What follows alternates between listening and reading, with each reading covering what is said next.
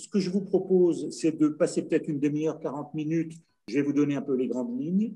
Et puis ensuite, donc, d'ouvrir la discussion de façon un peu générale, et puis également sur l'un des thèmes qui, je pense, sera celui que vous aurez le plus dans votre activité de responsable, le plus entre les mains.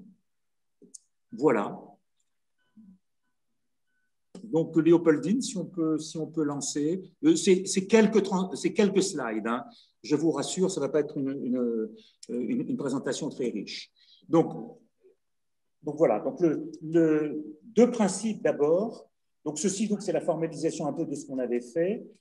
C'est de dire, lorsqu'on se pose la question de où sont les leviers de résistance possibles et donc les leviers sur lesquels, les points de résistance et donc les leviers sur lesquels agir si on veut réussir une transformation, préparer une entreprise à une transformation, deux points de principe.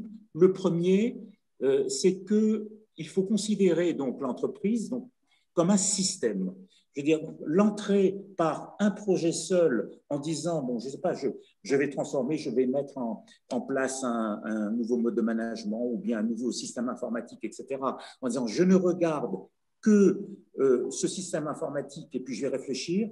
Non, je veux dire, donc il faut réfléchir en disant, au fond, si je mets en place un nouvel outil, si je mets en place une nouvelle organisation, elle va interagir avec l'ensemble du système de l'organisation. Et donc, pour repérer les résistances à la transformation et donc pour agir dessus, il faudra réfléchir système. Et donc, le système lui-même, ce que je vous propose, c'est de considérer sous trois dimensions. Ce n'est pas la seule façon de considérer une entreprise. On peut la considérer, on peut rajouter une quatrième dimension qui est son métier, d'une certaine façon, c'est-à-dire ce sur quoi elle travaille. Donc, ça peut être dans la grande distribution, dans l'industrie, peu importe. Mais celle-ci est à ce stade suffisante pour comprendre un petit peu donc, cette question de la capacité d'une entreprise à se transformer, sa change ability. Donc, trois dimensions. Première dimension, le management. Donc, c'est la colonne vertébrale, c'est elle qui permet de définir la transformation et de conduire et d'animer ensuite cette transformation donc, concrètement, c'est-à-dire de réaliser. Deuxième dimension, c'est l'organisation. Donc, elle représente l'architecture d'ensemble, donc c'est le dur, si vous voulez, de l'organisation elle-même, et toute transformation travaille toujours sur la dimension organisationnelle, d'une façon ou d'une autre, soit de façon directe parce qu'on transforme une organisation, soit de façon indirecte si on veut créer un nouveau business, si on veut mettre en place un système d'info, on travaille sur l'organisation. Et enfin, troisième dimension, qui sont les hommes et la culture. Et les hommes et la culture, c'est ce qui fait la matière vivante, c'est ce qui fait la singularité de chaque organisation, et c'est là en général donc, que se trouvent les résistances, parce que les résistances vont d'abord être des résistances qui vont venir dans les trois dimensions, mais les résistances profondes, ça viendra toujours à un moment ou à un autre des hommes et de leur capacité à rentrer dans une transformation. Et ce système-là, il se trouve dans un environnement donc extérieur et également, il génère des performances. Donc voilà, si vous voulez, donc le système d'ensemble. Et c'est ce système-là qu'il va falloir analyser dans les résistances qu'il pourra opposer à une transformation et donc dans les leviers sur lesquels il faudra travailler. Donc premier point, considérer l'entreprise, l'organisation comme un système. Deuxième point de principe, Léopoldine, voilà. Mais sur ce système-là, on va essayer donc d'être opératoire. C'est-à-dire, donc, si on regarde ça globalement en disant c'est juste un système, comment je fais pour travailler mon système, et c'est de trouver justement ces points sur lesquels donc, il faudra regarder de façon plus précise, de façon à transformer. Premier point, une transformation, elle ne se fait pas juste parce qu'on a envie de transformer. Il y a des inducteurs de transformation. Les inducteurs principaux, ils sont de deux niveaux, donc on revient à l'environnement et aux performances. Il y a les pressions de l'environnement et il y a les pressions des performances. L'environnement amène à transformer, le niveau de performance amène également à transformer lorsqu'il est insuffisant ou lorsqu'on recherche de nouvelles performances. Et il faut les comprendre. Ensuite, donc ça va être le premier point. Parce que c'est ces points-là, donc suivant la nature des transformations, qui vont définir la nature des transformations à mener, et donc ce qui va créer éventuellement les résistances et les leviers sur lesquels il faudra agir. Ensuite, donc, management, organisation, hommes et culture. Ce qu'on a cherché à faire avec le petit groupe que j'animais, c'est à dire finalement, dans ces dimensions-là, quels sont les lieux, les points dans lesquels des résistances peuvent apparaître et donc des leviers sur lesquels il faudra agir.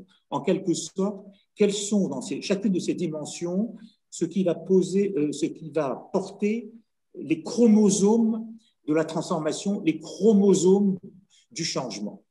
Où vont se trouver le lieu des résistances et donc sur quoi est-ce qu'il faudra agir. Donc, sur le management, alors après, on a cherché à en trouver un nombre pas trop grand quand même, hein, parce que donc, je veux dire, si on dit qu'il y a 55 points, donc à ce moment-là, on n'est plus opératoire. Et on a identifié 10 chromosomes du changement, donc 10 paramètres, 10 marqueurs, 4 sur la dimension management, 3 sur la dimension organisationnelle, 3 sur la dimension homme et culture.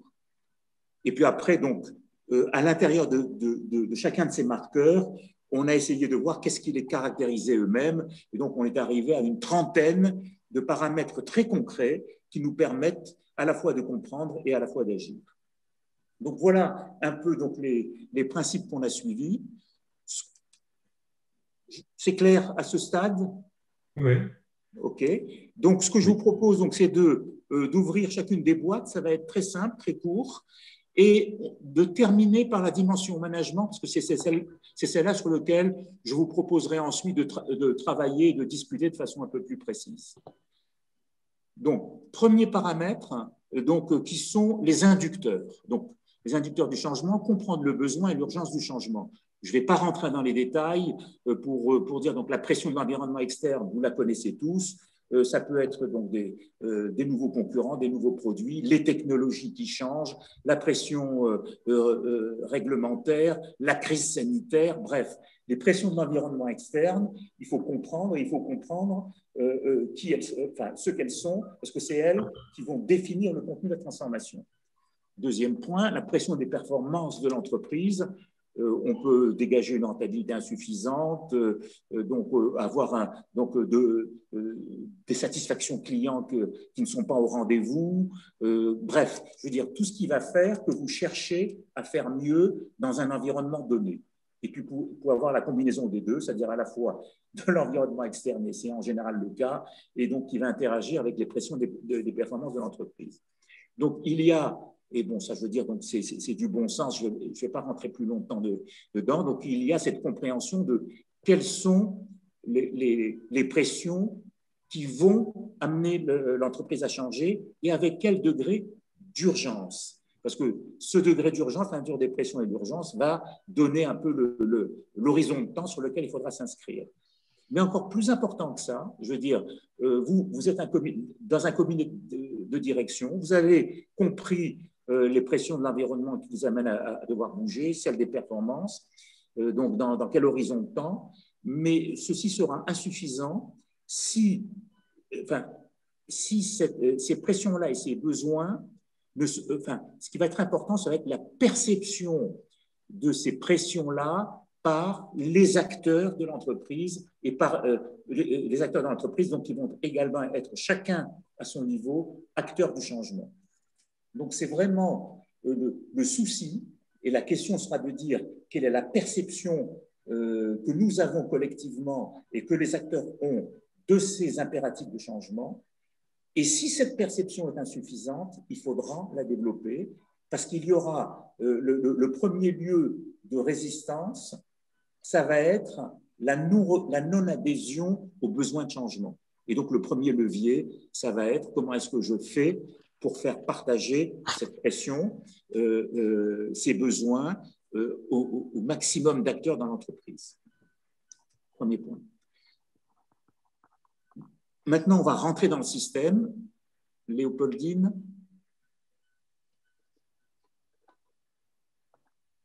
On discutera tout ça après. J'essaye de passer à la slide suivante, mais je ne sais pas pourquoi ça a du mal. Ah, d'accord.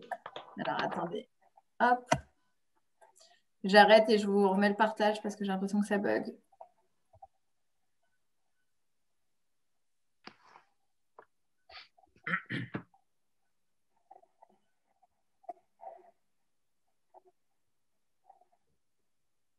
Voilà. Est-ce qu'on peut passer à la suivante encore? Parce qu'on gardera celle-là pour la dernière, en dernier. Voilà. Et marqueur direct. On avance. Oui, voilà. La dimension organisation. On viendra après sur la dimension management, parce que c'est celle-là que je voudrais qu'on, enfin, si vous en êtes d'accord, qu'on discute. Et donc, pour passer à la dimension organisation. Donc, sur cette dimension-là, ce qu'on va chercher à comprendre, c'est évaluer le degré de manœuvrabilité de l'organisation. Parce que toutes les organisations ne sont pas manœuvrables de la même façon suivant leur nature. Et donc, on a identifié 3 marqueurs qu'on va après regarder, qu'il faudra comprendre après, organisation par organisation, qui sont la structure globale de l'organisation, les marges de manœuvre au sein des entités opérationnelles, et puis la souplesse des fonctionnements, comment dire, normés d'une certaine façon, les fonctionnements qui ont été mis en place. Structure globale d'organisation, pour faire simple, je vais opposer, mais il y a évidemment tout un spectre, un continuum entre les deux. Vous avez des organisations par métier, avec des fonctions, et vous avez des organisations par business unit, suivant un peu les business. Je vais comparer un petit peu donc 2 grandes organisations avec lesquelles j'ai pu travailler et que je peux comparer, SNCF ou EDF. Je prends de très grosses organisations parce que même, donc c'est pas uniquement la taille de l'organisation, mais c'est sa structure. Donc, une organisation qui est structurée par business unit et par entité de responsabilité est plus manœuvrante qu'une organisation qui est structurée de façon verticale par grand métier. Donc, EDF est passé très tôt, dès les années 90, dans une organisation assez business unit, en particulier dans la distribution, en 90 avec la réforme de Dorès, lorsqu'il a dit, donc à partir de maintenant, il n'y a pas 60 000 personnes ou 90 000 personnes dans l'organisation de la distribution, il y a 100 centres de distribution qui chacun vont définir leur stratégie locale. La SNCF est restée organisée par grands métiers verticaux jusqu'en 2005. Et maintenant, cherchez dans toutes les transformations, est-ce que vous avez le souvenir d'une grève d'EDF dans les 15 dernières années? Moi, j'en ai pas ou j'en ai peu, et pourtant j'ai beaucoup travaillé avec eux. Est-ce que vous avez le souvenir de grève de la SNCF dans les 15 dernières années? Vous en avez au moins 1 ou 2 par an.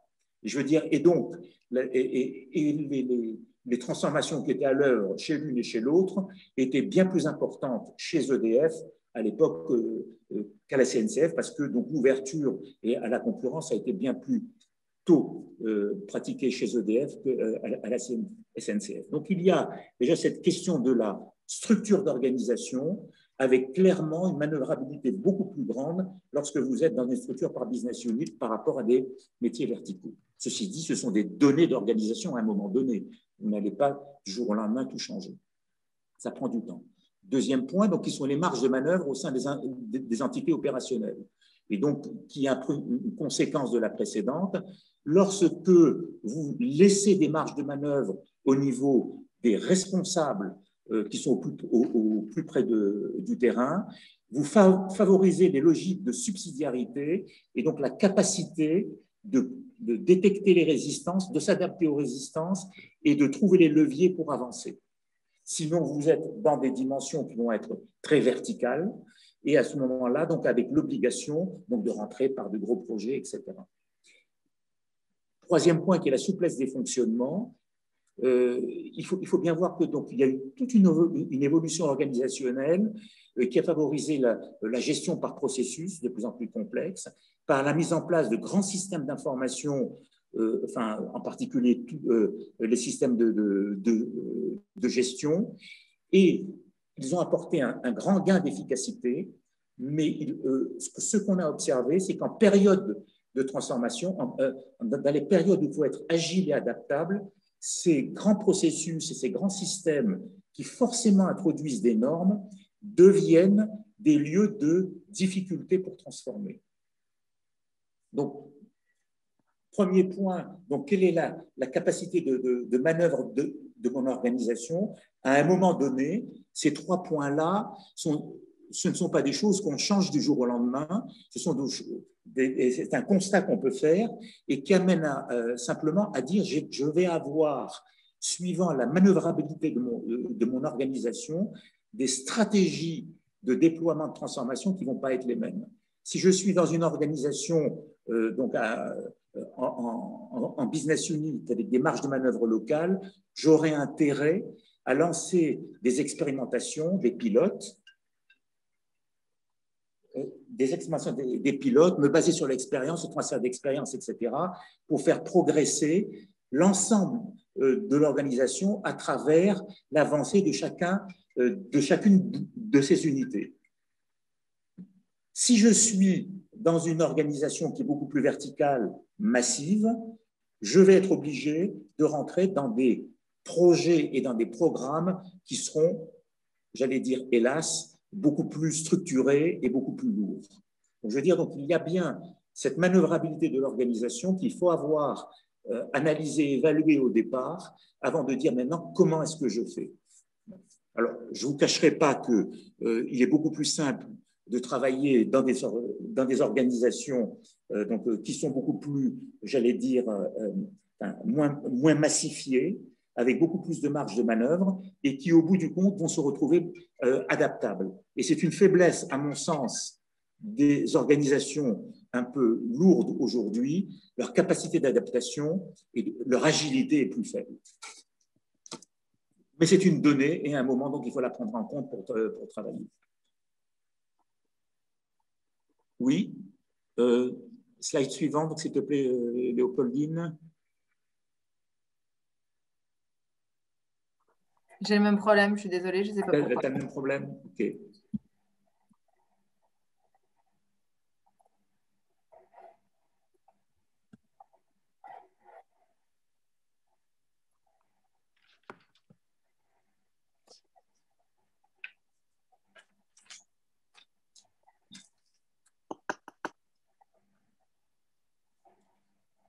C'est celle-là?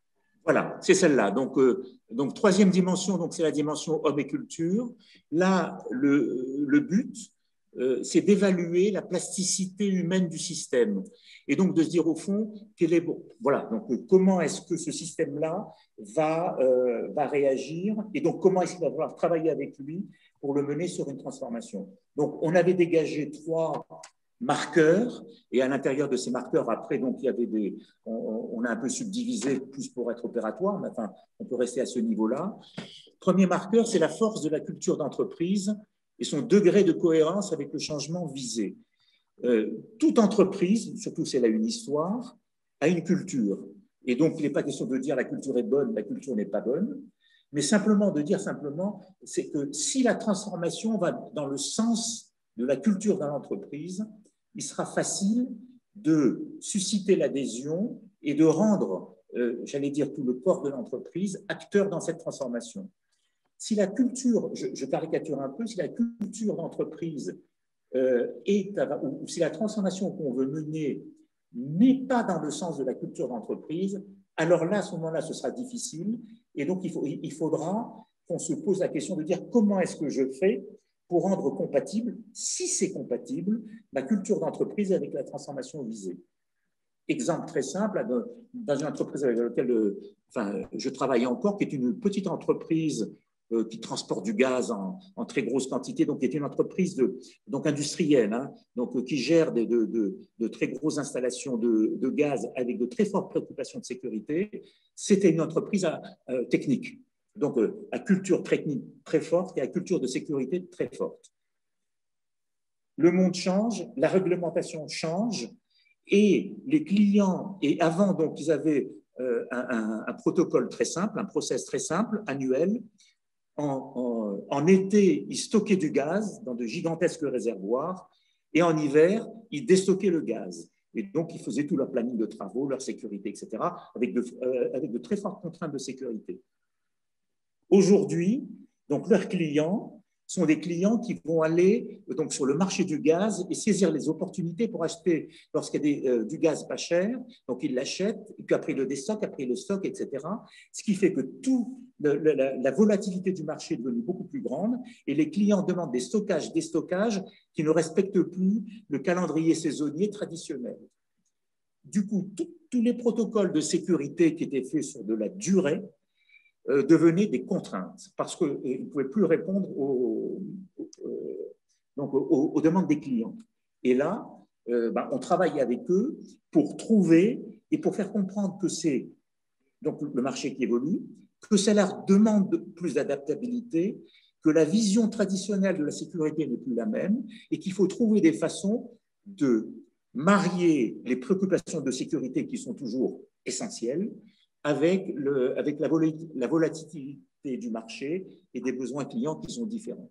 Donc là, ça veut dire qu'il faut aller regarder ce point-là et de dire comment on travaille et donc comment est-ce qu'on marie les deux. Deuxième type de marqueur, adaptabilité des hommes. Si les hommes donc, ont grandi avec toute leur carrière dans l'entreprise, peu de renouvellement, des métiers bien structurés, si on doit travailler dessus, si on doit les transformer, les hommes sont moins adaptables. Donc, je veux dire, donc à ce moment-là, il faudra se poser la question de dire comment est-ce que j'introduis je rends mon corps social plus adaptable. Qu'est-ce que ça veut dire en termes de programme de formation, en termes de type de recrutement, de nouveaux recrutements, comment j'introduis à ce moment-là dans mon corps social donc des hommes qui auront une capacité de transformation plus grande, qui vont introduire des germes de transformation et qui pourront également donc, aider l'ensemble du corps à être plus plastique. Enfin, dernier point, donc antagonisme entre les parties prenantes. Bon, là, c'est le jeu classique. Donc, je veux dire, donc, quelle est l'évaluation que vous pouvez faire de la qualité du dialogue social, de la façon dont le management interagit avec les parties prenantes, etc. Et dans des environnements très tendus. Donc, il y aura tout un dialogue social à préparer dans des environnements qui ont plus l'habitude de transformer et dans lequel on aura su intégrer les parties prenantes comme étant parties prenantes des décisions ou des transformations. Donc, vous serez dans une plasticité plus grande. Donc, voilà donc, sur cette dimension. Cette dimension de la chaîne homme et culture, c'est une dimension à temps de réponse beaucoup plus long. Ce qui fait que si la transformation est brutale, vous ne pourrez des fois pas faire une transformation parce que vous ne pouvez pas faire en un an, transformer la culture, les mindsets et les hommes que vous avez. Et peut-être qu'à ce moment-là, si vous voulez vous diversifier ou introduire une nouvelle technologie, peut-être qu'il faudra dire je vais le faire à travers une organisation parallèle, à travers une filiale. C'est ce qu'avait fait la SNCF lorsqu'elle avait été rentrée sur Internet avec voyagesncf.com. Ça a été une filiale de la SNCF qui a été sur lequel les recrutements ont été des recrutements extérieurs en grande partie, mais pas en totalité, et qui est arrivé à maturité, j'allais dire, en tant que filiale, et qui maintenant a été intégrée au sein de la SNCF au bout de 10 ans. Donc, je veux dire, il y a cette dimension-là qui conditionne la stratégie longue de transformation, en sachant qu'on ne peut pas se battre contre la culture frontalement, et on ne peut pas se battre frontalement non plus contre les hommes qui constituent le corps même de l'entreprise. On revient au premier point qui est le management, et ensuite, donc, vous aurez la parole, je vous promets, j'espère que je n'ai pas été trop long. Donc, dimension management, là, on est sur comment l'évaluation de la capacité de la ligne managériale à définir et à construire une transformation. Le management, c'est le système nerveux de l'entreprise, c'est-à-dire c'est lui à un moment, à un certain niveau, qui va concevoir donc, cette transformation en réponse aux urgences ou aux pressions de l'environnement et des performances, mais qui après devra le mettre en œuvre. Et donc là, on est vraiment dans la dimension qui est une dimension direct en ce qui vous concerne et sur lequel, là, on avait identifié 4 marqueurs principaux. Le premier, qui est l'expression et le partage de la vision qui sous-tend une transformation. Il n'y a pas de transformation s'il n'y a pas d'objectif et de sens à cette transformation.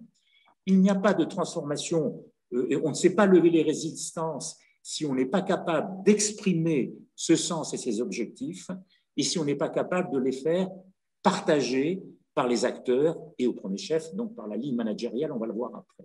Donc ça, c'est le premier point. Donc quand on rentrait, si je reprends l'exemple de l'entreprise, de la petite entreprise qui stocke du gaz dont je vous ai parlé, on est intervenu, il y avait un leader. Ce leader-là avait exprimé donc une vision stratégique très forte. Cette vision stratégique, elle était exprimée, elle n'était pas partagée. Donc, il a fallu commencer par la partager. Donc exemple simplement. Donc, ensuite, deuxième marqueur, c'est le leadership de l'équipe dirigeante. Donc, c'est évidemment emboîté dans l'expression de la vision. Il ne suffit pas d'avoir une vision et la vision d'un seul homme, il faut qu'elle soit portée par une équipe dirigeante qui la partage et par une équipe dirigeante qui l'incarne. Je ne crois pas, en tout cas de ce que j'ai vu, à une transformation, j'allais dire brownienne, de l'ensemble de l'entreprise. Je veux dire, bon, alors peut-être que si on est une équipe, une petite entreprise de 20 personnes, c'est possible parce qu'on peut tout partager. Mais je veux dire, une entreprise déjà structurée, donc là, bon, je pense surtout à ces entreprises-là, je veux dire, elle a besoin d'avoir cette vision et elle a besoin donc partager et elle a besoin d'avoir des gens qui la portent. Et c'est une équipe et qui l'incarne. Et donc, deuxième point, donc je reviens à ma petite entreprise qui avait sa vision, qui avait son leader charismatique. Simplement, donc, on a commencé par faire des entretiens. L'équipe de direction, eh bien, donc, elle avait, voilà, donc, elle n'était pas vraiment elle-même complètement embarquée.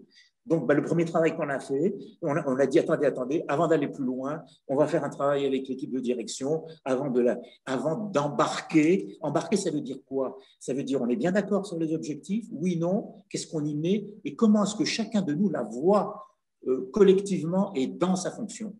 Et donc, et après discuter, ne pas être d'accord, etc., mais au moins avoir donc ce leadership et après décider, avoir une équipe dirigeante qui est capable de décider et de mener cette transformation-là. Et puis après, donc de proche en proche, donc c'est l'alignement et l'engagement d'un managérial. Car si vous avez une équipe de direction qui est embarquée, si la courroie de transmission ou bien donc si la ligne n'est pas faite avec des acteurs qui, eux, vont être à la fois des objets qu'il faudra transformer et en même temps des acteurs qui vont devoir transformer, il ne se passera rien ou ça va être très difficile. Donc, de la même façon, il y a l'alignement et l'engagement de la ligne managériale. Et la meilleure façon de le faire, c'est de faire décliner cette transformation, ne pas définir la transformation a priori du haut à travers des consultants en particulier, donc là je parle pour moi, mais de dire, donc, on définit de grands principes, mais après la façon dont cette transformation va concrètement être menée, eh ce n'est pas nous de la faire, ça va être à ceux qui vont avoir à la mener. Et donc, c'est la meilleure façon de faire de l'engagement managérial jusqu'au niveau des équipes, c'est vraiment de laisser toujours des marges de manœuvre qui vont permettre à chacun de rentrer dedans et de dire c'est aussi la mienne et il faut que je réfléchisse à comment je transforme chez moi. Bon, et puis après, dernier point, donc c'est la capacité du management à mettre en œuvre des changements et là, c'est toute la dimension formation parce que les managers, enfin, le management n'est pas, je veux dire, il y a des savoir-faire de transformation. Comment est-ce qu'on écoute les gens? Comment est-ce qu'on donne du sens? Comment est-ce qu'on les implique? Comment est-ce qu'on suit un avancement? Je veux dire, donc, tout ça, je veux dire, donc, il y a également, donc, c'est des savoir-faire, c'est des expériences, c'est des partages d'expériences qui vont rendre le management capable d'eux. et également donc, avec des dispositifs comme, bon, maintenant il y en a un peu dans pas mal d'entreprises, comment dire, de champions de la transformation qui sont un peu répartis dans l'entreprise et qui vont justement réaliser un peu cette approche et l'appui qu'ils vont pouvoir apporter aux managers opérationnels parce que c'est eux qui vont faire les transformations. Et s'il y a bien un message là-dedans, c'est qu'il y a pas mal de DRH parmi vous. Les DRH vont surtout être un appui, mais ce n'est pas eux à définir la transformation.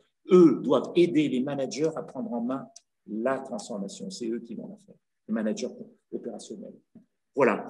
Et là, ce sont des marqueurs directs. Hein. Je veux dire, toute faiblesse sur ces marqueurs va constituer un frein au changement et donc il faut la corriger. Et là, ça va être entre vos mains directement. Écoutez, voilà. Je crois que là, j'ai tout dit. Si vous voulez, donc c'est simplement pour dire que une transformation, c'est un projet. Une transformation, il faut donner du sens. Une transformation, c'est un système. Et puis après, il faut regarder sur chacune des dimensions, évaluer où peuvent être les résistances, comment je fais pour y répondre, et après, donc, c'est pas pendant, et après mener une trajectoire de transformation, parce que c'est une trajectoire sur laquelle on apprend des erreurs, des difficultés, et on revient en arrière. C'est pas une étude a priori, puis après tout est clair. C'est voilà ce qu'il faut regarder, voilà comment on va le faire, et puis après, on va avancer et apprendre de l'expérience et réajuster s'il le faut. Donc voilà, écoutez, moi je vais m'arrêter là, donc je voulais simplement vous exprimer tout ça. Ce que je vous propose maintenant, c'est que deux choses, donc vous êtes une dizaine, donc on peut parler, on peut discuter, on peut ouvrir, c'est que chacun d'entre vous dise globalement si ça a été clair, enfin, si c'était clair, surtout s'il a pensé que c'était donc pertinent. Et puis après, donc que chacun donc dise donc en particulier, mais pas que, s'il a d'autres questions sur les autres dimensions, sur la dimension management, qu'est-ce que ça lui suggère, s'il a des questions, des difficultés, etc. Puis donc moi je prendrai, puis après donc on en sortira 3-4 thèmes de discussion qu'on creusera, si vous voulez bien. Est-ce que ça vous va comme démarche? Très bien. Très bien. Qui veut commencer? Pardon? Qui veut commencer? Qui a la première question ou la première remarque? Benoît. Moi, je veux bien commencer. Merci beaucoup, Jean-Claude. J'ai trouvé ça vraiment très intéressant, cette grille d'analyse. Concernant le management, moi, je me posais la question, notamment à la lumière de l'actualité de Danone, où vous mettez le conseil d'administration et d'une façon plus générale, l'actionnariat dans la conduite des transformations. OK. Je prends les questions. Hein, donc, oui. Où mettons donc le CA, quoi, donc le conseil d'administration.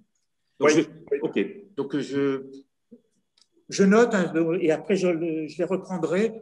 Je n'aurai pas toujours des réponses. Hein. Parce que, moi, je veux dire, donc c'est une leçon. Mener une transformation, c'est une leçon d'humilité. Je vous le dis. Et donc, il faut être humble et après de dire, bon, je vais essayer ça. Bon, mais là-dessus, je crois que j'ai des éléments donc, sur le conseil d'administration. Une question, Jean-Claude, ici Alex. Dans le cadre de nos missions de management de transition, souvent il faut avoir une posture très rapide, trouver des quick wins dans les 10 premiers jours. Oui.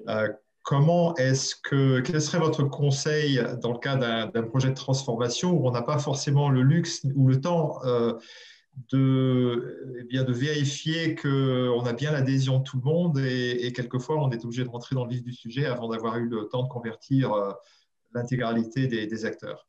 Ok, ça c'est une vraie bonne sujet sur lequel, donc là je serai humble hein, dans la réponse, c'est-à-dire quand il y a urgence, la question que vous posez, c'est quand il y a urgence, comment est-ce qu'on prend les choses? Exactement. D'accord. Ok. Donc traitement de l'urgence. Ok. Ma question va dans le même sens. Oui. En cas de retournement, donc situation vécue à 2 reprises, Oui. quelle est la meilleure voie? Parce que est-ce qu'il vaut mieux effectivement réagir rapidement et pas agir sur la partie culture, Oui, oui. ne pas tenir compte de la dimension ou très peu de la dimension management? Culture, vous voulez dire? Toute la dimension management que vous avez évoquée, très Oui. peu. En tout cas, très peu. Dans ce que j'ai vu, il y avait très peu de choses qui avaient été. Et c'est un vrai débat que j'avais avec le président. Donc, c'est pour ça que j'aimerais bien avoir votre avis. D'accord. OK. Jean-Marc, donc moi j'ai plusieurs questions, je vais essayer d'être synthétique. Je reviens d'abord sur la présentation, avant de parler du management, avec l'approche systémique.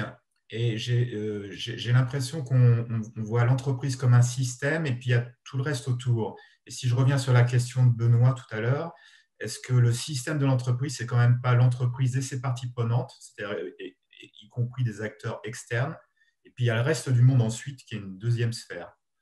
Ma deuxième question, c'est sur la culture d'entreprise. Alors, je suis tout à fait d'accord avec l'idée qu'il y a une opposition parfois entre les objectifs qu'on se fixe compte tenu d'une évolution de l'environnement et la culture d'entreprise. Et donc, ma question, c'est est-ce qu'on ne peut pas quand même, dans ces cas-là, quand il y a une contradiction forte, aller chercher dans les sous-bassements, les sous-jacents des valeurs de la culture d'entreprise, les choses sur lesquelles on peut s'appuyer quand même pour relever le défi. Et sur le management, on y reviendra, donc je vais juste à une question pour l'instant, je reviendrai dessus ensuite.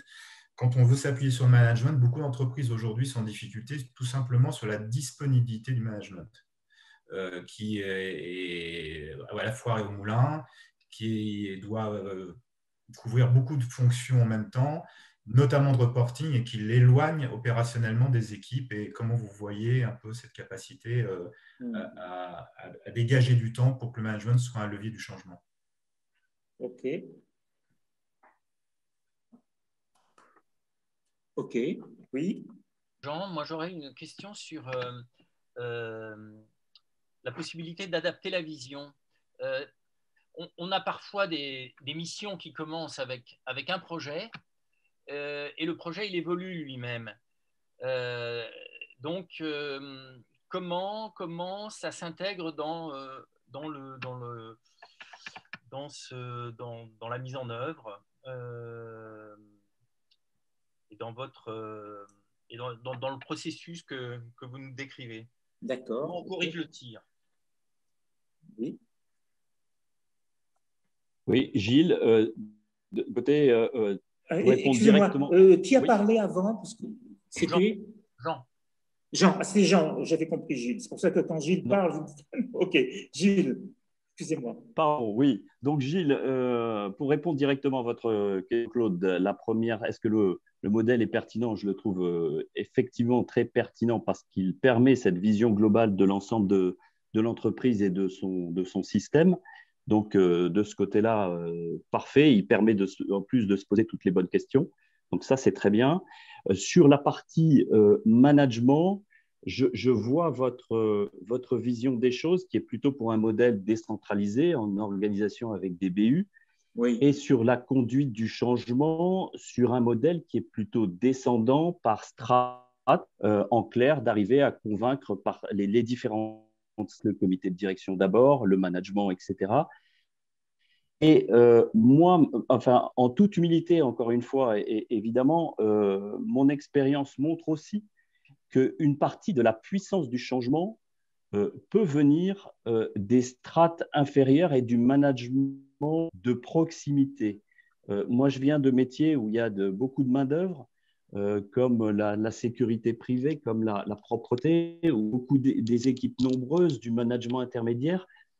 Et une partie de la puissance du changement peut venir de ces strates-là si elles ont quelque chose à y gagner. Et je trouve que, oui, il faut qu'il y ait du descendant, mais il faut trouver aussi les bons moyens de faire en sorte que la puissance vienne du terrain.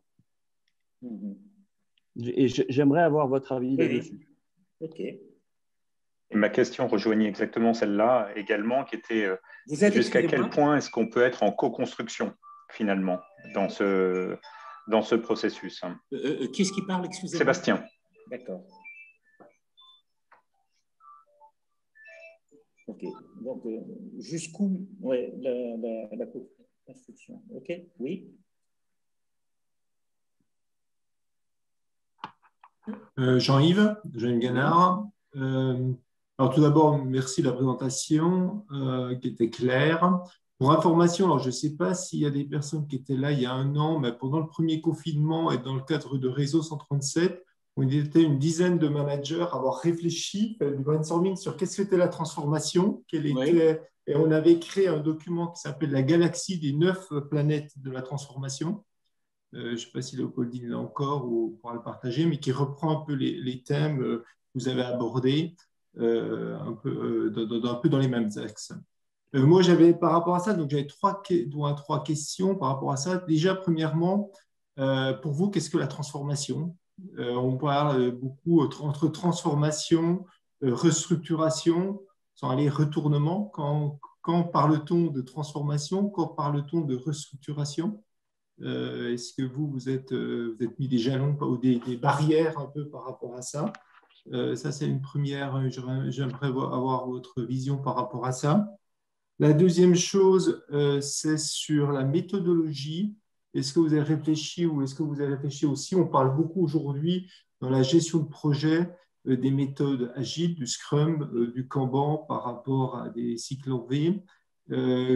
Comment on l'applique à la transformation? Est-ce que ce n'est pas aussi une façon de ces petits sprints de transformation de l'entreprise?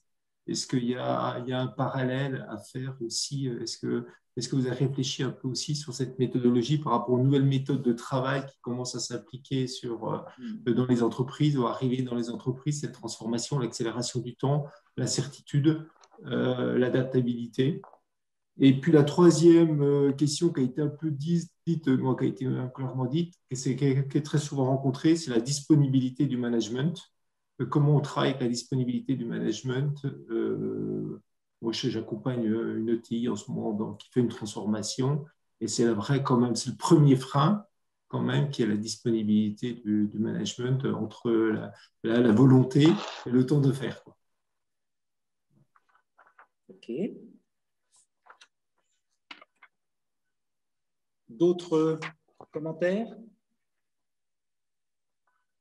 Moi, je viens en complémentaire. En écoutant les autres interventions, on est aussi alors ça rejoint un petit peu ce qui a été dit, mais on est en transformation perpétuelle. Oui. Et donc il n'y a pas un point de départ et un point d'arrivée. Donc comment on gère cette récurrence qui fait que le process s'entretient lui-même et se démultiplie? OK. Jean-Claude, il y aura un deuxième tour de questions ou vous prenez tout maintenant? Écoutez, là, je prends le tout et puis j'essaye après d'organiser un peu la réponse de façon à répondre à tous. Hein. Alors, du coup, je m'autorise à une deuxième salve. Je vais être bref, rassurez-vous. Simplement, dans votre grille, dont j'ai trouvé tous les éléments pertinents, et je m'associe aux remerciements sur votre présentation, hein, il y a 2 points qui ne sont pas évoqués. Je voudrais savoir si pour vous, c'est des sous-ensembles ou si vous les avez écartés volontairement. Le premier, c'est la question des interfaces dans les organisations. Parce qu'en réalité, la plupart du temps, on souffre de silotage, et plus l'organisation est complexe et matricielle, et plus c'est vrai. Et donc, il y a la compréhension de l'organisation, mais il y a aussi la question du traitement de la compréhension des interfaces au moment où vous analysez la situation, et puis dans la solution que vous préconisez. Et ma deuxième question, c'est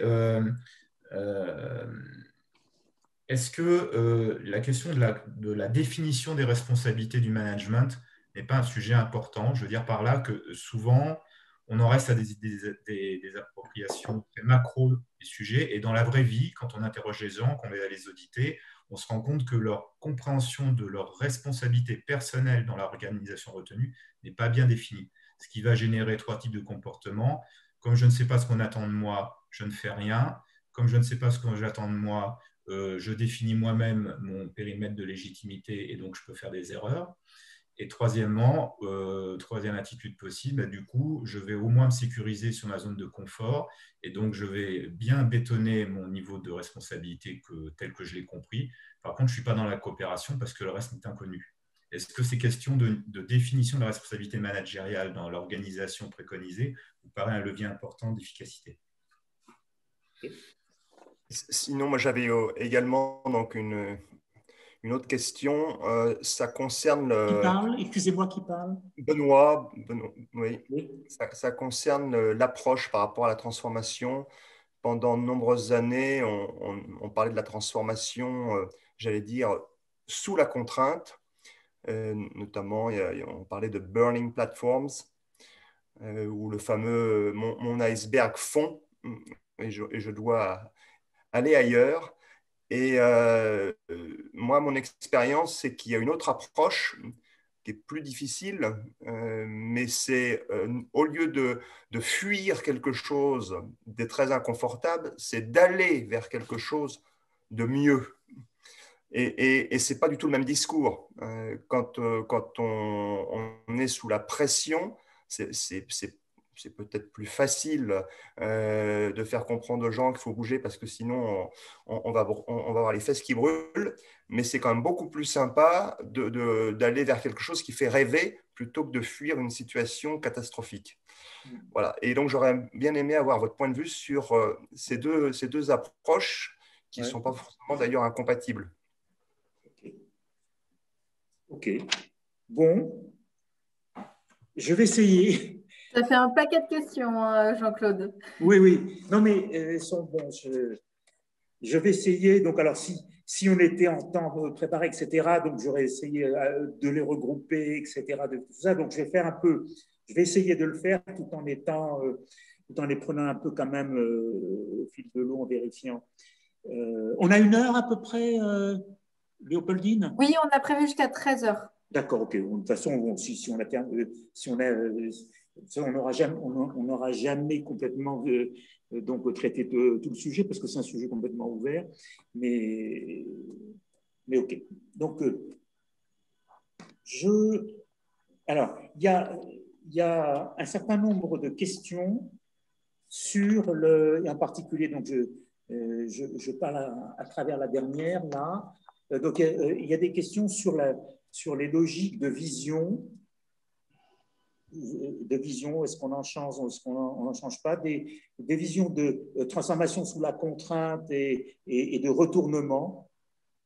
Donc, il y a celle que vous évoquez en disant donc on fait mieux bouger les gens si on les fait rêver, enfin, si on leur donne envie, etc.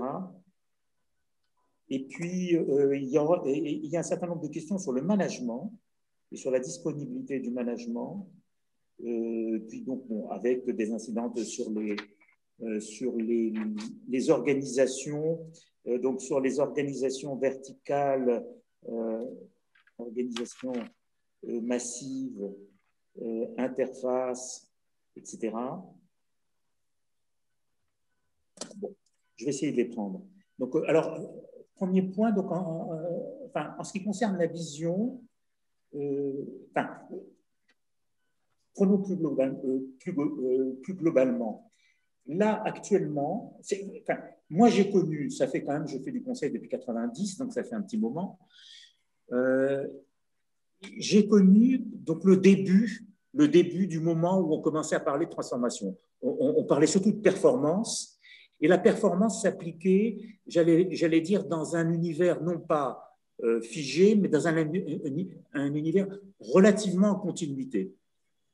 Donc là, effectivement, on pouvait c'est pour ça qu'on a mis en place des gestions par processus, des systèmes d'information, avec les SAP, avec tous les systèmes de gestion intégrés, etc. Donc, qui fabriquaient de la performance. Mais de la performance dans un univers qui était fondamentalement dans une continuité. De temps en temps, il y avait des ruptures, mais c'était des ruptures qu'on savait gérer, une rupture technologique, un nouveau concurrent, etc. On est arrivé, finalement, moi, ce que je mesure, et je le mesure de façon très, très claire depuis 6-7 ans, c'est qu'on est on est maintenant dans un environnement d'entreprise qui est devenu imprévisible, bon, c'est le cas, imprédictible, je ne sais pas comment le dire, avec un besoin, d'abord une incapacité à prévoir exactement comment on sera dans 5 ans, dans 10 ans, et une incapacité, et donc à faire des plans complètement structurés qui vont nous permettre de dire, bon ben voilà, je démarre là maintenant d'ici, et dans tant d'années, je serai là, et puis ce sera bien, j'aurai réussi ma transformation. Donc, on dit maintenant que les métiers de 2050, les 2 tiers n'existent pas et on ne sait pas lesquels ils vont être. Donc, on est dans cet environnement-là que le Covid a simplement souligné. Hein, je veux dire qu'à un moment, donc, ça a accusé le fait que c'était encore plus techno, etc. Donc, ça veut dire qu'il y a bien eu un besoin, et là, je rejoins ce que disaient certains d'entre vous, d'être dans on n'est plus dans la vision fini, on est dans une vision qui doit être très adaptative, dans une notion de trajectoire et dans une notion d'entreprise qui doit devenir être, on parlait à un moment d'entreprise apprenante, dans une entreprise transformante, c'est-à-dire auto-transformante. Ce qui en termes, pour ce qui nous intéresse, ce qui rend effectivement, si vous voulez, les organisations très massives, à mon avis, vont être des organisations qui vont souffrir. Et je pense que l'évolution va être d'avoir des entreprises de plus en plus agiles et adaptables. Ça veut dire démassifier, même au risque d'une dégradation des performances immédiates dans certains cas.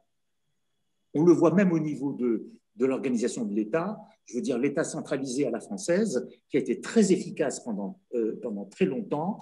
On voit avec le Covid que, je veux dire, il n'est pas agile, quoi.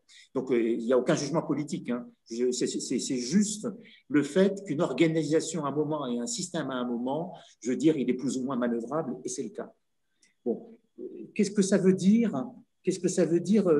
Donc, c'est un peu dans ce cadre-là, si vous voulez, que moi, je sens une partie des réponses à vos questions. Quand vous dites il faut convaincre le conseil d'administration, il est également partie prenante. Oui, il est partie prenante. Et si vous avez un conseil d'administration à qui on ne sait pas dire, qu'on ne sait pas embarquer dans les enjeux d'une transformation et qui a une vision qui va être uniquement, j'allais dire, résultats financiers, etc., je crois qu'on est mal engagé. Et je crois qu'il y a un vrai travail, il y a un vrai travail au niveau des actionnaires et des conseils d'administration pour les embarquer comme étant des gens qui sont partie prenante à leur niveau, c'est-à-dire au niveau de la décision des grands axes de transformation. Donc, je veux dire, et l'intelligence d'un conseil d'administration, c'est aussi celle-là, c'est de dire au fond, je suis normalement là pour garantir la pérennité de l'entreprise, qu'est-ce que je fais pour garantir cette pérennité? Si je suis uniquement là pour garantir sa rentabilité à court terme, je pense que dans le monde dans lequel nous sommes, là maintenant qui est un monde de transformation, je pense que c'est problématique. Bon. Donc, je ne sais pas si j'ai répondu à votre première question sur les conseils d'administration, mais oui, il faut aussi les embarquer et c'est la tâche, du dirigeant d'entreprise, mais c'est également la tâche, je veux dire, de chacun des membres du conseil d'administration d'avoir cette vision-là.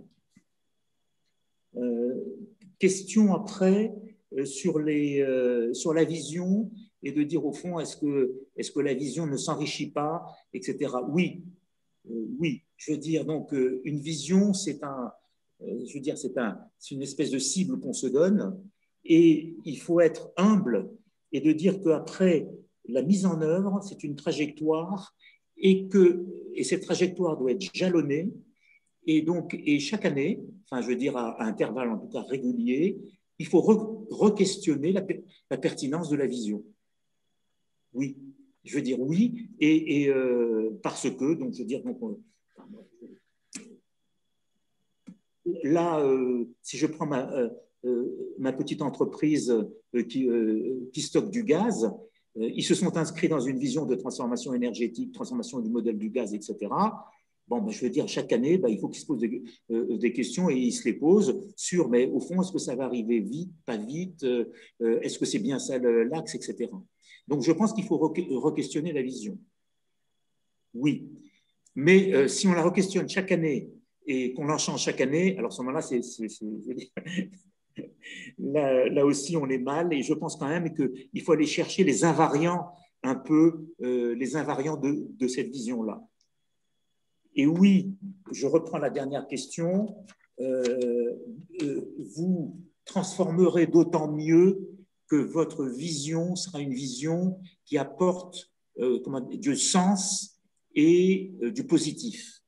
Donc, je crois que c'était la dernière question. Oui, je veux dire, donc, plus on arrivera à montrer qu'on est dans des logiques gagnant-gagnant, ça veut dire d'abord qu'on veut défendre la pérennité de l'entreprise dans laquelle on est, qu'on veut donner également qu'il y a une logique à l'intérieur dans laquelle on est acteur de sa transformation.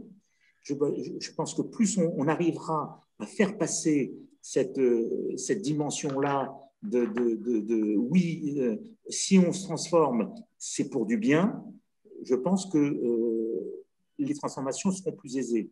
Ce qui amène à traiter deux des points que vous évoquez, qui est le point du retournement, la restructuration, et le point de la co-construction.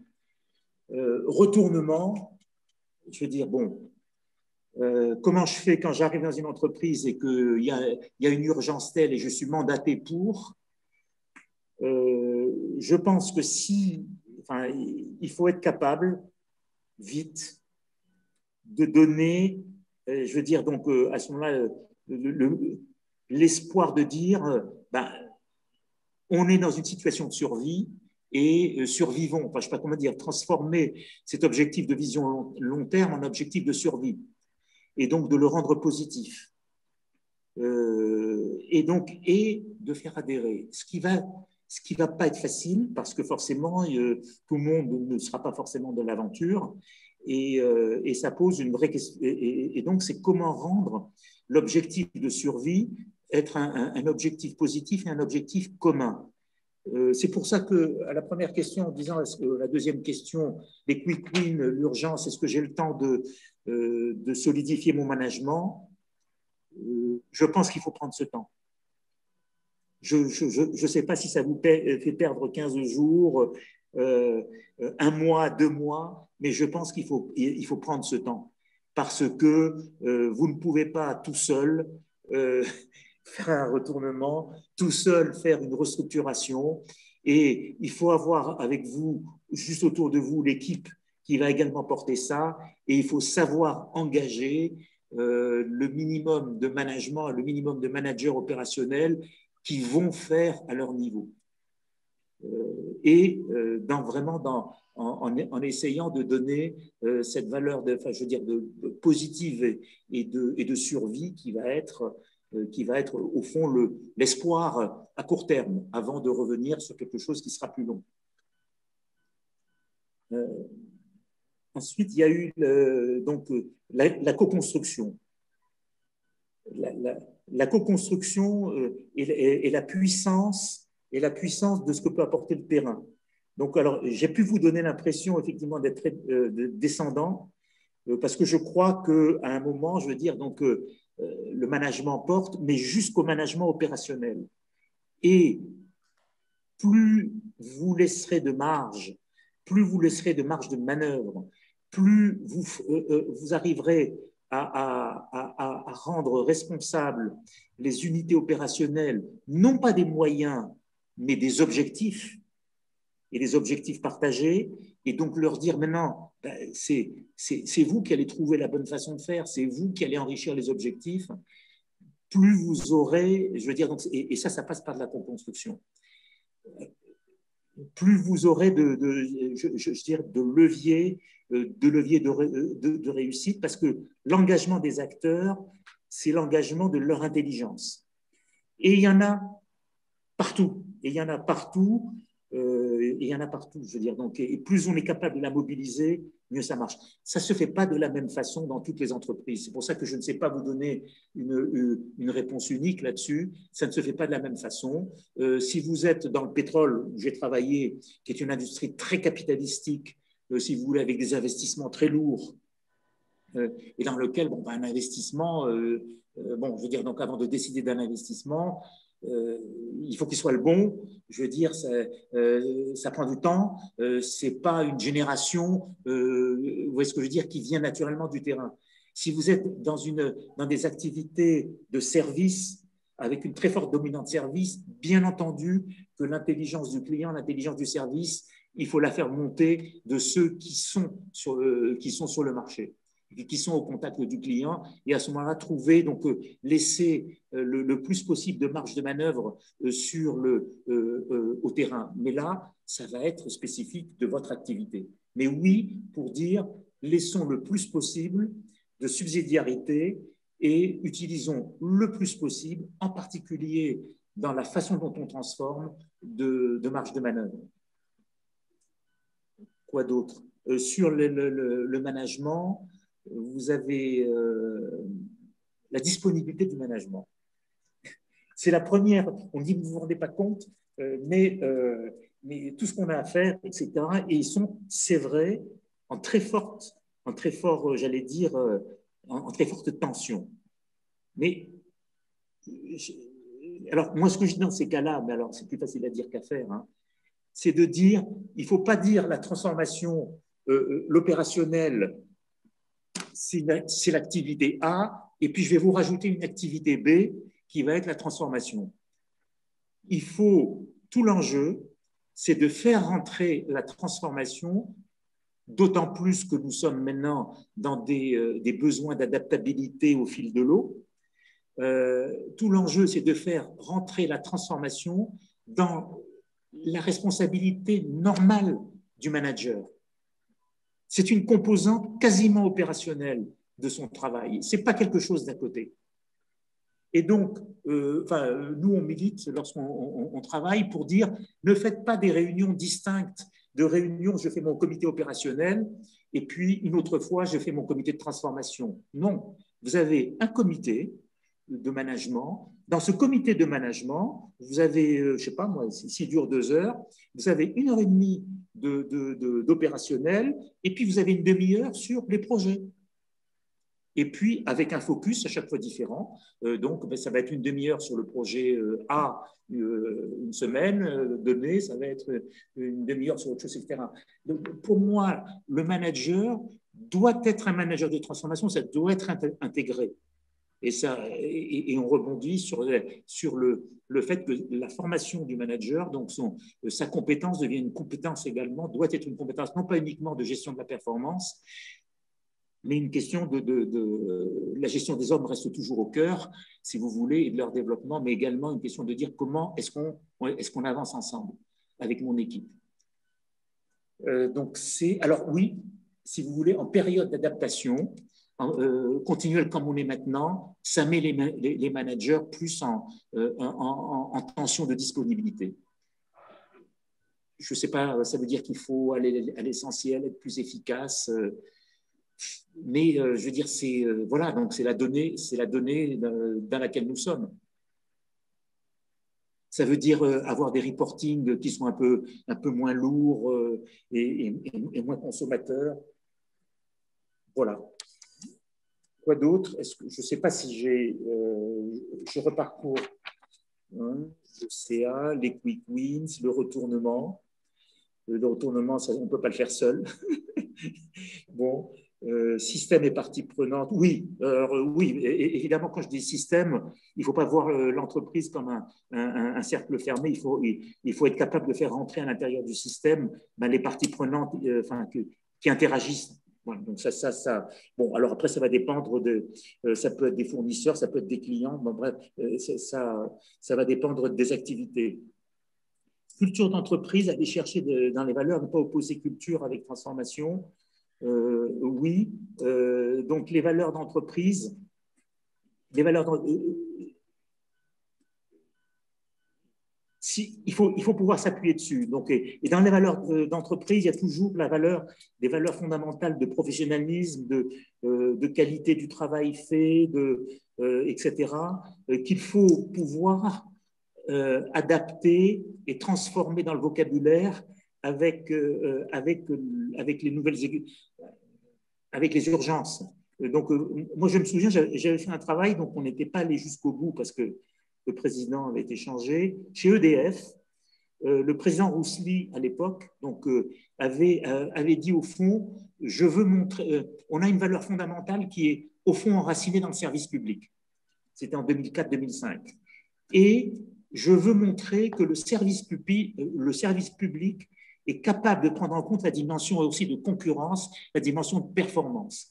Et on avait fait un travail avec lui pour montrer que oui, donc je veux dire, c'est toujours, il y avait cette compatibilité-là, il y avait cette cohérence, et que la modernisation du service public, c'était justement ça. Donc, alors on n'est pas allé jusqu'au bout parce que pour des raisons, je crois, politiques à l'époque, donc Roussely n'était pas allé jusqu'au bout de son mandat, ce qui était dommage.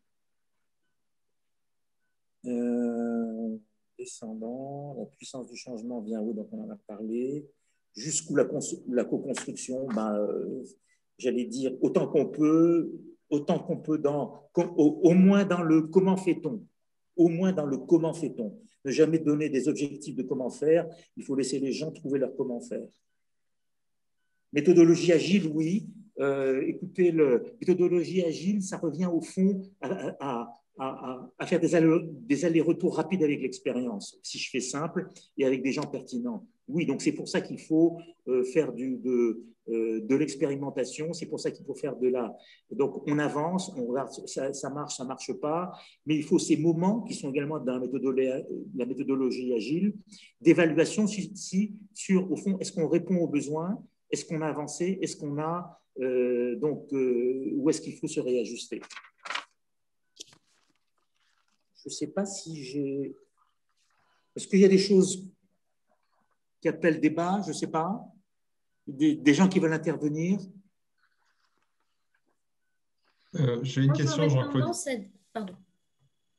Vas-y, Isabelle. Merci. Alors, il y a une chose qui n'a pas été évoquée, que j'utilise beaucoup en termes de comportement qui induit le changement, c'est de valoriser les actions qui ont été mises en place bien avant que j'arrive sur les missions. Et d'être effectivement le côté positif.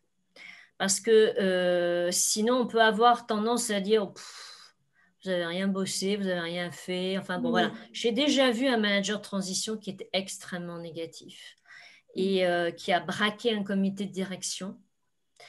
Il était maintenu dans le comité de direction parce que le président appréciait beaucoup son travail.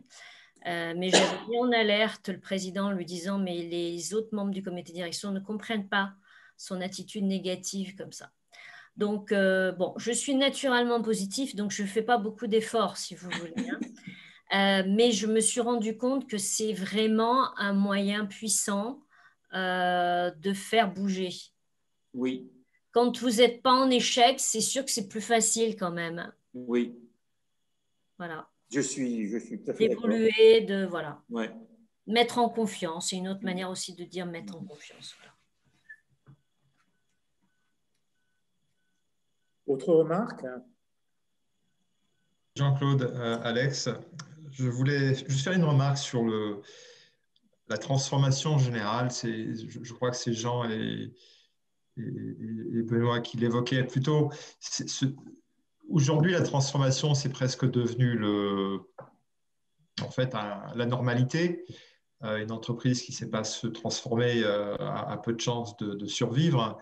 Et donc, on est constamment en train de transformer. Et du coup, ça m'amène cette réflexion que la transformation, est-ce qu'il faut l'envisager toujours comme quelque chose qui sont en fait une succession d'étapes. La possibilité qu'une transformation soit réversible, c'est-à-dire de revenir dans l'état d'avant si eh bien, on s'aperçoit qu'on va dans une mauvaise direction, que la transformation n'apporte pas ce qui est souhaité. Donc, il y a toute cette évolution autour de la transformation qui fait qu'aujourd'hui, je pense que la transformation, voilà, c'est en fait un état permanent. Et on ne peut pas parler quand on parle de transformation, c'est pratiquement un terme générique. En fait, c'est une succession de petits pas, plutôt vers l'avant, mais de temps en temps, il faut aussi en faire un vers l'arrière. Oui, je rebondis sur votre remarque. Après, il y a la réalité. Donc, mais moi, je pense que l'un des enjeux du management maintenant, et ça rejoint tout à fait votre remarque, ce n'est pas uniquement de mener des transformations d'un point A à un point B avec une notion de bascule que je n'ai jamais comprise. Hein, donc, on prépare ou on bascule pas, après ça y est. Donc, on a quelques difficultés, mais on est dans l'état futur. Je ne crois pas. Je pense que le manager, le responsable, doit rendre son entreprise adaptable, transformable par elle-même.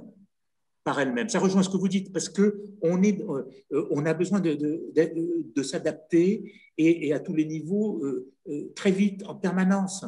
Et je veux dire, et donc c'est rendre l'entreprise changeante, facilement donc adaptable, agile, enfin, tout le vocabulaire est là. Et je pense que c'est pour ça que je pense que les gros systèmes, je vais dire quelque chose que je vais me faire incendier par tous les grands cabinets de conseil. Moi, les gros systèmes d'information, de gestion, je dis c'est mort pour moi. Demain, c'est mort. Je veux dire, s'ils ne savent pas se réinventer eux-mêmes en étant plus modulables, plus agiles, etc., c'est mort parce qu'ils rigidifient la structure. Ils rigidifient tout. Donc, ils ne rendent pas… Moi, les grosses organisations massives, je pense que ça va être comme les dinosaures, quoi, je veux dire. Donc, elles vont être emportées parce que vous ne pouvez pas la transformer, c'est trop gros. Donc, et je suis d'accord pour dire qu'il faut savoir maintenant rendre une entreprise transformable. Et la grille en question, elle vous donne simplement les points sur lesquels on dit attention, ce qui porte les gènes, les chromosomes de la transformabilité, c'est ça. Alors, il y a sûrement à compléter, etc., mais de dire c'est à ça qu'il faut faire attention. Mais je suis d'accord donc là-dessus. Oui, parce que moi, quand même, en vous entendant, et puis d'après mon expérience, j'ai quand même le sentiment que finalement, une transformation n'est jamais achevée. Je ne sais pas si l'un d'entre vous a déjà vécu, mais c'est un processus continu. Dans un environnement en plus ou dans un système qui lui-même est imparfait. Oui. Donc, il y a cette dimension d'équilibre instable en permanence, avec un pied sur l'accélérateur, un pied sur le frein. Oui. Et je trouve que ce qui est intéressant dans ce que vous avez partagé avec nous, Jean-Claude, c'est que ça nous donne un certain nombre d'indicateurs. En tout cas, moi, c'est comme ça que je le ressens. Oui. En tout cas, c'est ça, d'indicateurs ou de points de vigilance, un peu comme une checklist qui nous permettrait finalement de pouvoir s'assurer que les fondamentaux sont là. Après, c'est du quotidien et j'aime l'idée effectivement qu'une transformation est ancrée dans le quotidien. Ça ne doit pas être une tâche à part ou une mission à part parce que même symboliquement, pour le management, si on a un comité de pilotage, on a un comité de direction et qu'en parallèle, on a des comités de pilotage sur le thème de la transformation, et ben, ça fait des réunions supplémentaires, on a l'impression d'avoir un truc à faire en plus, etc. etc. Oui, donc c'est très clair. Voilà, mais je voulais juste partager ça avec vous, mais c'est vraiment l'impression, enfin l'idée que j'ai en tout cas du sujet, c'est ça, c'est cet équilibre instable avec une recherche, toujours vigilant sur la recherche de sens, sur la cohérence des actions menées, sur l'engagement des parties prenantes. Voilà, après, ce ne sera jamais parfait, on n'ira jamais jusqu'au bout, mais il en restera toujours quelque chose et ça permet de passer une étape ou un palier après un autre. Toujours dans l'idée d'avoir cette structure agile, effectivement. Oui, vous avez dit deux choses que je crois très importantes. La première, c'est de dire, bon, on ne sera jamais parfait parce que le monde est complexe. Enfin, je veux dire que la réalité est complexe, quoi, je veux dire. Et donc, il faut admettre et il faut vivre avec cette complexité. Et avec l'imperfection. Et admettre l'imperfection. Exactement. Et avec ce qu'elle veut dire en disant, bah oui, on est imparfait. Hein, donc, je veux dire, la campagne de vaccination, elle est imparfaite. Mais on travaille sur des mondes complexes, je veux dire, donc c'est fou. Et puis, le deuxième point que vous avez dit, par contre, et s'il y a l'autre message, et vous l'avez dit, c'est que dans cette complexité, il faut garder du sens.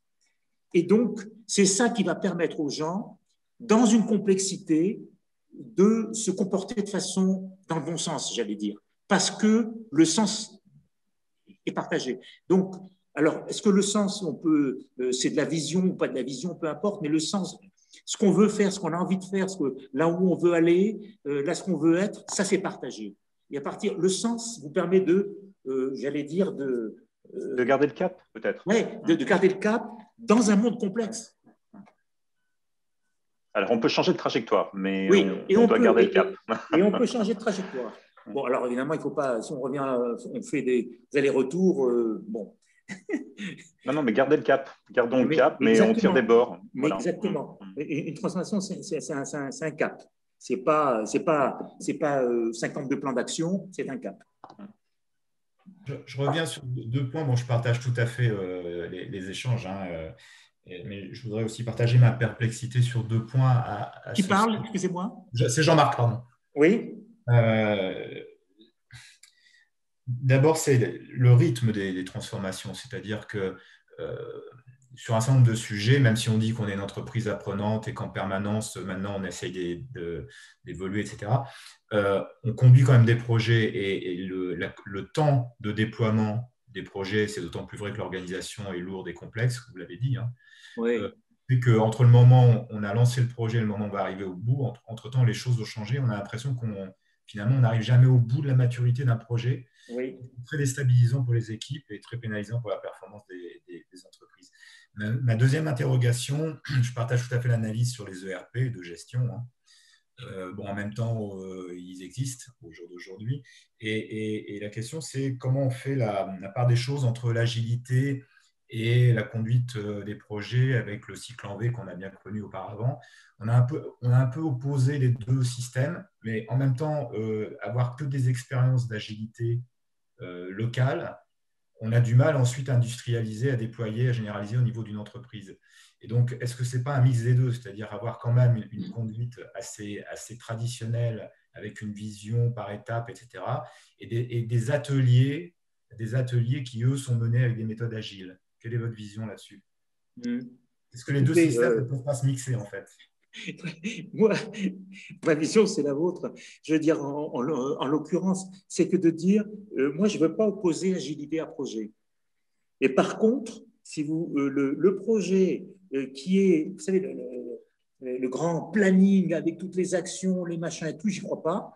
Hein, parce que c'est jamais la réalité, c'est jamais comme ça que ça se passe, il y a toujours des problèmes, etc. Donc pour moi, il faut des gestions de projets, entre guillemets, agiles, modernes. Ça veut dire qu'il faut à la fois très clair sur le cap, les caps, les objectifs. Ce qu'on gère, ce n'est pas des actions, ce sont des objectifs, l'atteinte d'objectifs. Et avec ce qu'on disait avant, avec l'impératif de réévaluer, de revisiter ces objectifs régulièrement. Bon. Mais après, et puis on jalonne, et puis c'est une trajectoire, et puis on avance. Et après, donc la gestion de projet, ça va être justement d'organiser dans la cohérence ces retours d'expérience et cette agilité. Je ne sais pas comment dire. Le but du projet, c'est d'organiser l'agilité. Voilà. Donc mais moi, je ne veux pas les opposer, mais par contre, la gestion de projet avec les grands plannings d'ingénieurs que je connais très très bien, hein, parce que je le suis et je le revendique. Hein, non, ça ne s'adapte pas à une transformation qui fondamentalement est une transformation de système humain, quoi. Donc, ce n'est pas vrai. D'autres remarques? Moi, je voudrais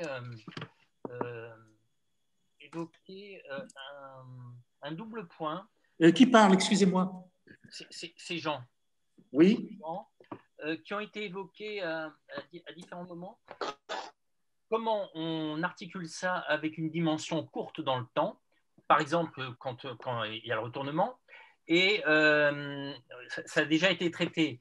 Mais, et également, quand il y a de la résistance des personnes. Et voilà, comment on fait ça? Moi, mon expérience, c'est qu'on peut être parfois agréablement surpris. Oui. Et ça, je trouve que la posture de management de manager de transition le permet, de voir comment finalement une période permet de réussir beaucoup plus que quelque chose qui serait sur le long terme, où on veut ménager à la fois le temps et les personnes. Et c'est pareil pour l'adhésion des personnels. Oui. Moi, j'ai fait des missions dans des entreprises où on anticipait des résistances qui finalement ne se sont pas avérées, n'étaient pas aussi fortes que prévu. Alors évidemment, on avait bien préparé, mais je pense que les salariés aujourd'hui ont une prise de conscience et quand c'est bien expliqué, on peut aller vite avec une dimension process et projet de transformation bien, mais ça peut aller vite et avec une population qui est a priori rétive ou réticente, si on l'explique là aussi bien, on peut avoir anticipé des choses difficiles et en fait ça se passe bien. Enfin, ça ne se passe pas aussi mal que ce qu'on pensait. Je voulais avoir votre retour là-dessus. Écoutez, moi, je pense que, je pense que l'homme, enfin, je dis l'homme, la femme, bref, donc disons-le, est intelligent. Ouais. Il est fondamentalement intelligent, je veux dire. Donc, il ne faut surtout pas penser que, bon, est fondamentalement intelligent, donc il faut savoir parler donc à l'intelligence et en plus, je veux dire, donc il veut gagner quelque part. Enfin, je veux dire, donc il veut s'engager sur des choses positives. Et donc moi, je pense que dans toute situation, enfin, je veux dire, le dialogue de management, quel qu'il soit, et en particulier dans votre cas, parce que vous êtes toujours dans des situations qui demandent de la rapidité, de l'urgence, et ça a été la première question qui a été posée. Surtout dans votre cas, je pense qu'il ne faut jamais discuter et rentrer par voilà ce qu'on va faire. Il faut dire, c'est quels objectifs, voilà quels sont les objectifs. Il faut susciter au départ le partage de l'objectif. Et à partir de là, de dire, bon, ben maintenant, on a cet objectif, comment on fait? Et donc, ce que vous appelez explication et tout ça, ça part de là. Donc, je veux dire, donc, c'est toujours par l'adhésion sur l'objectif qu'on peut avancer, qu'on peut mobiliser, qu'on peut entraîner les gens. Et dans les cas de situations de transition qui est peut-être des situations de redressement ou de retournement, la valeur de l'objectif, on peut rapidement dire, bon, ben là, on est obligé de s'en sortir, donc sinon on est mort demain. Enfin, j'en sais rien, je caricature, hein, peut-être que je caricature les situations, mais donc, partager l'objectif avant de discuter ensemble sur comment on va faire. Et puis, à un moment ou à un autre, ben, on a écouté les gens, ben, on décide, quoi, je veux dire. Donc, mais au moins, donc, on a partagé. Oui?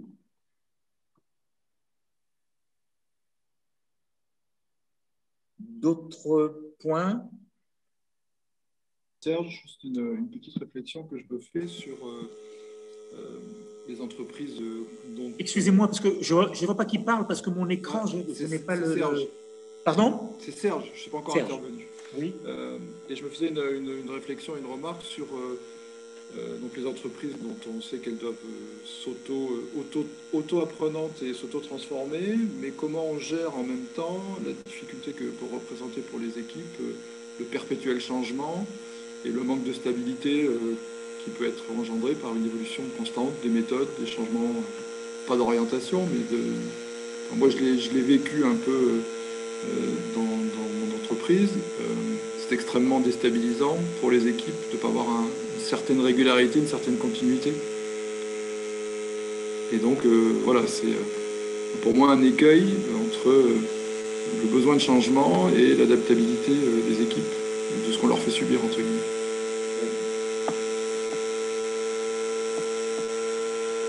c'est vrai. Il y a un bruit de fond. Voilà, c'est tout. Oui. Alors, si vous voulez, il y a deux choses. Il y a l'exercice du métier, enfin, le métier, et l'organisation. Les changements, donc le métier s'il change, là c'est des changements lourds, donc ça demande, donc il faut reformer, ouvrir, etc. Donc c'est une logique de transformation qui est différente. Et puis après, donc les changements, ils passent souvent par des transformations d'organisation, de responsabilité, etc. Et c'est eux qui créent le cadre rassurant, disons. Donc il faut que je veux dire, donc moi, j'ai connu une entreprise, enfin, Air Liquide, hein, pour ne pas la nommer, donc une grosse entreprise. Alors, donc, il se transformait, alors pas brutalement, des fois c'était brutal, hein, il se transformait en termes d'organisation, de responsabilité, etc., à peu près tous les 2 ans, 1 an à 2 ans. Donc, la transformation était devenue chez eux quelque chose d'usuel, qui ne crée plus de problème. Non, mais c'était spectaculaire, hein, je veux dire, donc, qui ne créait plus de problème. Alors, c'est clair que, si vous voulez, donc, quand les normes, quand on structure par des processus très rigides, par des outils très rigides, par des définitions de postes, par tout ça, on change, donc, on n'a plus cette culture de l'agilité de transformation, et c'est effectivement déstabilisant. Alors, comment faire? Il faut savoir d'abord que ce n'est pas la même chose de transformer chez Air Liquide et de transformer à la SNCF. Maintenant, un peu plus à la SNCF, parce que maintenant, ils sont passés dans une logique un peu différente à partir de la fin des années, vers 2010. Ce n'est pas la même chose de transformer dans la fonction publique, qui est extraordinairement normée par rapport à transformer si vous voulez, de la même façon chez Air Liquide. Et donc, il faut adapter avec toujours les mêmes principes de où est-ce qu'on peut mettre des marges de manœuvre, comment est-ce qu'on embarque les gens dans l'intérêt d'avoir de l'objectif qu'on poursuit, comment est-ce que, bon voilà, donc je veux dire, mais c'est vrai que les entreprises qui n'ont pas l'habitude de se transformer, c'est difficile de transformer. Alors, comment les rendre plus manœuvrantes?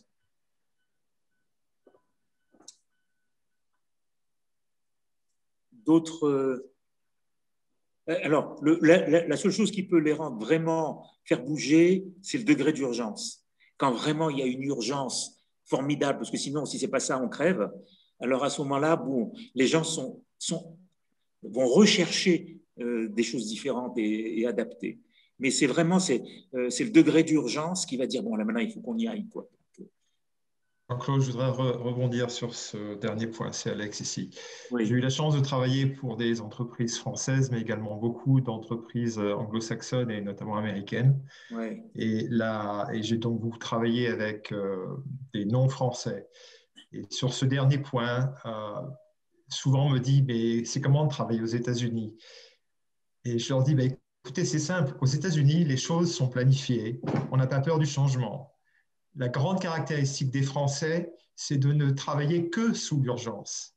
Oui. À tel point que lorsque j'ai des programmes de transformation à mener, parfois je crée l'urgence parce que c'est vraiment une caractéristique française qui, je me dis, non, c'est peut-être lié à une entreprise, mais c'est à chaque fois la même histoire. Oui. En France, il faut créer une urgence pour pouvoir amener tout le monde à tirer dans le même sens. Oui.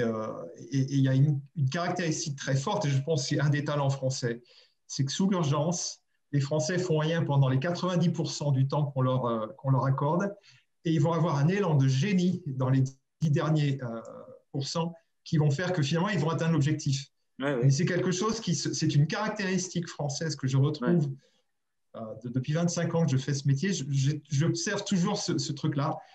Par contre, on n'a pas du tout chez les anglo-saxons. Les Anglais, à l'inverse, eux, ils ont besoin d'un plan. Ils ont besoin de ce plan Excel où tout est noté à l'avance. Par contre, ils ont appris à les changer souvent. Oui. Ils ont toujours besoin de ce comité. Ils ont une approche de gouvernance qui est beaucoup plus forte que ce que l'on peut trouver en France. Et il y a vraiment des outils qui sont très intéressants à aller puiser ailleurs, mais il y a en même temps cette capacité française de discuter, de ne pas faire grand-chose les premiers temps d'un projet, et puis brutalement, il y a un moment donné où ils sentent l'urgence et tout le monde se met à courir dans le même sens. Et c'est en général des moments absolument extraordinaires parce que tout se fait en un temps réduit. Et on se dit souvent, mais si on avait pu faire ça dès le début du projet, on aurait coupé le temps du projet en deux. Oui, mais ce que vous dites est vrai. Cette grille-là, je pense qu'elle est en tant que telle, elle s'applique dans tous les environnements, sauf qu'elle ne va pas donner les mêmes indicateurs, les mêmes résultats dans tous les environnements professionnels. Hein. C'est vrai qu'en France, dans notre système, dans notre culture professionnelle, dans nos cultures professionnelles, je veux dire, donc la transformation n'est pas aisée. Elle n'est pas facile. Et c'est vrai que, voilà, donc il faut avoir l'urgence aux fesses, j'allais dire, mais la vraie urgence aux fesses pour dire, bon, allez, maintenant il faut que j'y aille. Ceci dit, il ne faut pas non plus jeter la pierre parce que derrière ça, quand vous savez mobiliser l'énergie collective, il y a une capacité d'énergie collective dans notre culture professionnelle, quand on arrive à la mobiliser, qui n'existe pas dans la culture anglo-saxonne. Elle n'existe pas. Moi, j'ai travaillé 10 ans chez Exxon. Hein. Dans le pétrole, je travaillais chez Exxon. Je peux vous dire que Exxon, donc avec toute la logique anglo-saxonne, la planification, je décide et donc zoom, et ça se déploie jusqu'en bas, j'ai beaucoup appris. Sauf qu'ils sont sortis du jeu complètement parce qu'ils n'ont pas su se diversifier, ils n'ont pas su s'adapter à des cultures différentes, des cultures professionnelles différentes, etc. Hein, je veux dire. Et puis les gens sont partis. Donc, voilà. Donc, je veux dire, mais ça veut dire que la dimension culturelle, donc, qui était le troisième axe là, d'horizon le plus long, c'est la dimension lourde, un peu, si vous voulez, de la transformation, de la capacité à transformer, de la façon de transformer, quoi, ça c'est clair. En tout cas, en France, on ne fera pas comme aux États-Unis, ça c'est clair. Hein. Mais il faut l'utiliser comme un levier aussi. Moi, j'ai une question, Jean-Claude, si je peux la poser. Vous qui avez vécu et vu beaucoup d'entreprises se transformer, quand est-ce que vous avez été le plus surpris dans les entreprises que vous avez vues? Quelle est celle qui a été très surprenante parce que peut-être elle a eu beaucoup de mal à se transformer alors que vous pensiez que non, ou inversement? Finalement, la transformation a été beaucoup plus facile que prévu. Je vais prendre deux exemples vécus. Hein. Donc, moi, l'entreprise qui m'a le plus bluffé, enfin l'opération de transformation qui m'a le plus bluffé parce que c'était la plus difficile, c'était la distribution, enfin j'en ai parlé, hein. Donc la distribution, donc EDF-GDF, donc à l'époque où EDF et GDF étaient ensemble, hein, en 1990. C'est quand même 90 000 personnes, je crois, hein, donc avec une conflictualité des syndicats, enfin tout ce que vous savez, avec quand même, bon, avec, je ne vais pas vous faire de dessin. Et ça réunit une partie, de toute façon la réflexion, elle vient de mes expériences, donc bon, donc c'est pas surprenant non plus, de ce qu'on a dit là. Donc, ils ont eu un patron visionnaire, honnêtement. C'était Pierre Dorès, hein, qui est après devenu président de l'EDF, hein, qui a compris que l'organisation massive n'était pas adaptable, enfin, s'adaptait difficilement. Et il a pris une décision très simple et il a dit les 100 centres de distribution. Avant, il devait répondre aux directives commerciales venant d'en haut, aux directives techniques venant d'en haut, aux directives sécurité venant d'en haut, etc., etc. Maintenant, chaque directeur de centre va faire son plan stratégique de centre, même s'ils ont de fortes interfaces, qui regarde son marché, qui regarde ses enjeux et qui propose pour 3 ans donc des objectifs et une transformation pour les atteindre. Et c'est moi qui lui dis oui ou non, moi le patron. Il a fait ça. Donc, il avait des managers qui ne savaient pas faire de réfléchir à la stratégie parce qu'on ne leur avait jamais demandé, etc. Et donc, il a fallu alors, il y a eu une première génération de plans stratégiques, 90-93. Et donc, moi, j'ai travaillé sur ces plans stratégiques. Hein. Donc, j'avais pas mal de missions. Puis une autre, 93-96. Et un nouveau directeur de centre qui arrivait devait faire son plan stratégique. Et j'ai été en plus à l'Institut de management d'EDF, et donc j'enseignais, j'enseignais une façon de parler, le management stratégique, ce que voulait dire le management stratégique. Et moi, j'ai vu en 2 générations de directeurs de centre une pépinière de vrais patrons émerger, parce qu'on les avait mis en situation. J'ai vu des centres qui avaient fait des progrès de performance comme jamais ils auraient pu faire, d'autres qui n'en faisaient pas. Mais ceux qui avaient fait des progrès de performance, donc on les montrait en exemple et les autres ont suivi. Et tous les grands patrons d'EDF des années 2000-2010, ils sortaient de là. Et ils se sont ouverts à leur marché, ils se sont ouverts à la concurrence. Et il n'y a pas eu de grève. Il n'y a jamais eu une grève, je veux dire, de GS pendant 15 ans de grève nationale. Donc ça, c'était pour moi, ça m'a bluffé et ça a bien illustré la démassification, la vision, le portage par le management, le temps mis à la transformation culturelle. Donc ça a montré tout ça. Et puis l'autre exemple, donc c'est la petite entreprise avec laquelle je travaille là maintenant, petite et les petites mais elle a de gros enjeux, hein, l'entreprise de gaz. Moi, je veux dire, c'était avant une filiale d'un grand groupe pétrolier français qui dormait en province, une entreprise provinciale. Alors, plus sclérosée, et ça n'existait pas. Et donc, moi, je travaille avec que depuis 4 ans, 3 ans, 4 ans. Et donc, le dirigeant est arrivé juste 1 an avant, 2 ans avant. Ils se sont transformés. Mais ils sont venus maintenant, et donc moi j'avais fait des enquêtes chez eux, etc., auprès du management et tout. Ils sont exténués par le rythme, donc ça rejoint on demande aux managers de plus en plus. Mais ils vous disent en même temps, maintenant ça bouge. Maintenant ça bouge. Et donc, on est passé par toutes les étapes. Au début, il n'y avait qu'une vision, il n'y avait pas de comité de management. Maintenant, il y a un comité de management, il y a un pilotage de trajectoire, c'est redescendu dans les directions opérationnelles. Dans les directions opérationnelles, il y a de la co-construction, même si c'est un métier très technique et très sécuritaire. Enfin, je veux dire, et là, maintenant, vous allez leur parler, mais ils vous disent, qu'est-ce que ça bouge? Et c'est l'entreprise la plus, au niveau, là maintenant avec eux, on travaille que sur Google Meet.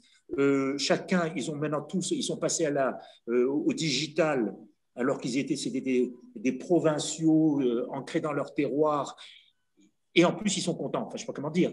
Et ils sont, enfin voilà, donc voilà, ils sont bien quoi.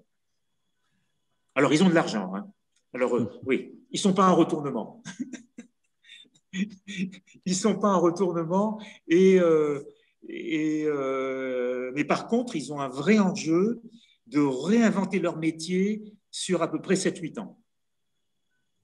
Sur lequel, donc, c'était difficile de faire passer le sentiment d'urgence. Hein. Sur 7-8 ans, hein,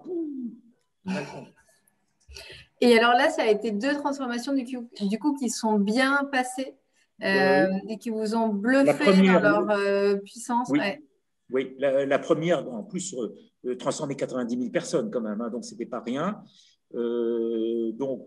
Alors après, qu'est-ce qui s'est passé? Dans les années 2000, ils ont voulu faire de la performance chez EDF et ils sont mis à déployer, mais de façon mécanique, le management par processus. Et c'est devenu rigide. C'est devenu rigide. Parce qu'il y avait la ligne managériale, il y avait les pilotes de processus, il y avait ceux qui connaissent, c'était l'enfer, quoi. C'était l'enfer, et donc ils ont sclérosé ils ont sclérosé un peu donc ce qu'ils avaient commencé à libérer. Et puis l'autre, c'est en cours, hein.